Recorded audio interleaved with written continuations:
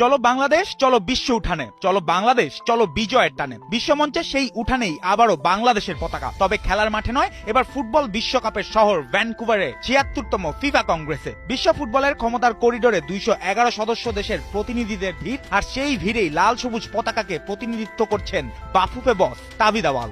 আর প্রেসিডেন্টকে সঙ্গ দিতে ছিলেন সহসভাপতি ফাহাদ করিম ও সাধারণ সম্পাদক ইমরান হোসেন তুষার।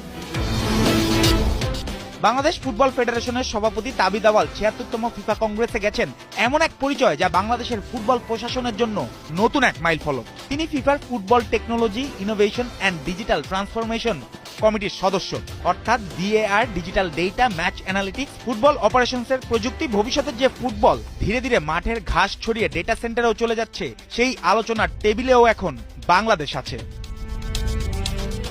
যুক্তরাষ্ট্র, কানাডা ও মেক্সিকো মিলিয়ে হতে যাওয়া সবচেয়ে বড় বিশ্বকাপের আগে ভ্যানকুভারের কংগ্রেসে প্রযুক্তিগত আধুনিকায়ন, বৈষম্য বিরোধী অবস্থান এবং সদস্য দেশগুলোর উন্নয়ন সহায়তা। ফিফা কাউন্সিল ২০২৬ বিশ্বকাপে অংশ নেয় ৪৮ দলের জন্য আর্থিক বন্টন ১৫% বাড়িয়ে $৮৭১ মিলিয়ন নেয়ার সিদ্ধান্ত নিয়েছে।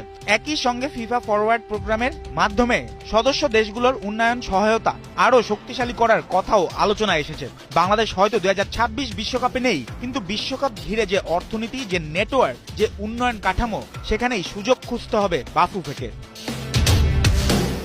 এছাড়াও হামজা, সমিত, ফাহমিদুল, জায়ানদের হাত ধরে যেই ফুটবল জাগরণ শুরু হয়েছে লাল সবুজদের মাঠে, বিশ্বকাপ খেলার স্বপ্নও হয়তো সত্যি হবে এই জাগরণের হাত ধরেই। তবে সেক্ষেত্রে বাংলাদেশের ফুটবলের প্রযুক্তিকে বানাতে হবে সিদ্ধান্তের অংশ।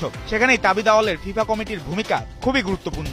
বাফুফে বসের এই অভিজ্ঞতা কাজে লাগিয়ে যদি বাংলাদেশের ডিজিটাল প্লেয়ার ডেটাবেস, বয়স ভিত্তিক ফুটবলের tracking, coaching education platform, referee development এবং একাডেমি অডিট ব্যবস্থা বাস্তবায়ন করা যায়, তাহলে ভ্যানকুভারের এই বৈশ্বিক উপস্থিতি শুধু কংগ্রেসের আনুষ্ঠানিকতা হয়ে থাকবে না, বরং সেটি হয়ে উঠতে পারে বাংলাদেশের ফুটবল আধুনিকায়নের নতুন সূচনা। আর সেই সূচনা থেকেই হয়তো একদিন বিশ্ব ফুটবলের মাঠে আরো জোরালোভাবে উচ্চারিত হবে বাংলাদেশের নাম।